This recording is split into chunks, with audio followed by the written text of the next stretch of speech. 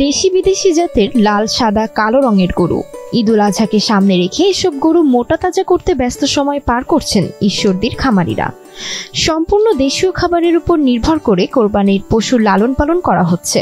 বাজার মূল্য ঠিক ও অবৈধ গরু ভারত থেকে না এলে এবারও লাভবান হওয়ার আশা খামারিদের। পাবনার ঈশ্বরদী উপজেলার আরনখোলার বাসিন্দা ফরহাদুল ইসলাম ইমন এবছর ১২০টি ছোট, বড় ও মাঝারি ষাঁড় গরু নিয়ে গড়ে তোলেন খামার। বর্তমানে কোরবানি সামনে রেখে ৫৫টি গরু লালন পালনে ব্যস্ত সময় পার করছেন তিনি। ৪০ থেকে ৫০ হাজার টাকায় কেনা এসব গরু এখন লাখ টাকায় বিক্রির আশা। ১০ থেকে ১২ রকম আইটেম দিয়ে একটা খাদ্য তৈরি করে নিচ্ছে। এই খাদ্যটাই আমাদের গরুদেরকে আমরা খাওয়াচ্ছি, আর এর পাশাপাশি পর্যাপ্ত পরিমাণ ঘাস খাওয়াচ্ছি। আসলে একটা প্রান্তিক খামারি গরু লালন পালন করতে গিয়ে এখন যে পরিমাণ খাবারের দাম, এই দামটা যদি কিছুটা কমে আসতো তাহলে প্রান্তিক খামারিদের অনেক উপকার হতো। বান্ডেল থাকলে প্রতি সেনমানিতে টাকা বাঁচবে। বিকাশ সেনমানি বান্ডেল কিনে জিতুন প্রতি লেনদেনে। গরুগুলোকে নিবিড় পরিচর্যার মাধ্যমে মোটা তাজা করতে নিয়োগ করা হয়েছে শ্রমিক। কোরবানিকে সামনে রেখে আবার কেউ কেউ বিদেশ থেকে এসে শুরু করেছেন গরুর ব্যবসা। গরুগুলোকে দ্রুত বড় ও বেশি মাংস পেতে সুষম খাবার দিচ্ছেন দিনরাত। তবে খাবারের দাম কম থাকলেও প্রাণী সম্পদের সহযোগিতা পেলে আরো লাভবান হতে পারবেন এসব খামারিরা। আগের থেকেই এই গরু সেক্টরের অভিজ্ঞতা ছিল, তো সেই ক্ষেত্রে করেই গরু কিছু তুলছি প্রাথমিকভাবে লালন পালন করার জন্য। তো বর্তমান যে বাজার খাদ্যর যে দাম, সেক্ষেত্রে গরু লালন পালন করে প্রফিট আসবে কিনা এটাই দেখার জন্য অল্প কিছু গরু উঠাচ্ছি।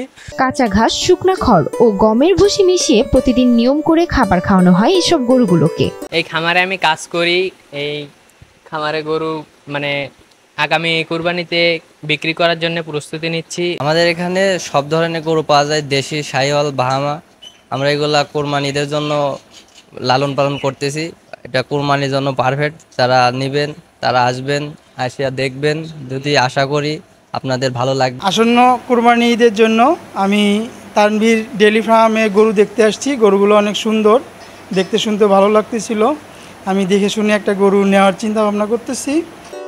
সম্পূর্ণ প্রাকৃতিক উপায়ে প্রস্তুত করা ও গরু মোটা তাজাকরণের ক্ষেত্রে হরমোন জাতীয় খাবার না খাওয়ানোর পরামর্শ দিচ্ছে উপজেলা প্রাণী সম্পদ অফিস।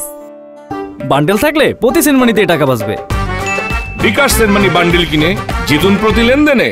নিরাপদ প্রাণীজ আমিষের সরবরাহ নিশ্চিতকরণের জন্য সম্পূর্ণ প্রাকৃতিক উপায়ে গবাদি পশুগুলোকে প্রস্তুত করার জন্য খামারিদেরকে পরামর্শ দেওয়া হচ্ছে। গরু মোটা তাজাকরণের ক্ষেত্রে কোনো ধরনের স্টেরয়েড বা হরমোন ব্যবহার না করতে, কারণ স্টেরয়েড এবং হরমোন যেমন মানব স্বাস্থ্যের জন্য ঝুঁকিপূর্ণ, এটি গরুর স্বাস্থ্যের ক্ষেত্রেও ঝুঁকিপূর্ণ। সড়কে নির্বিঘ্নে চলাচল ও চুরি ছিনতাই রোধে এবং আইন শৃঙ্খলা পরিস্থিতি স্বাভাবিক রাখতে কাজ করছে পুলিশ। ঈদুল আজহা উপলক্ষে আমরা আমাদের যে রাস্তা আছে, হাইওয়ে রোড আছে, আমরা তাদেরকে সর্বোচ্চ নিরাপত্তা বিধান করব। খামারে যাতে চুরি সংগঠিত হইতে না পারে এই বিষয়ে আমরা সর্বোচ্চ সজাগ রয়েছি।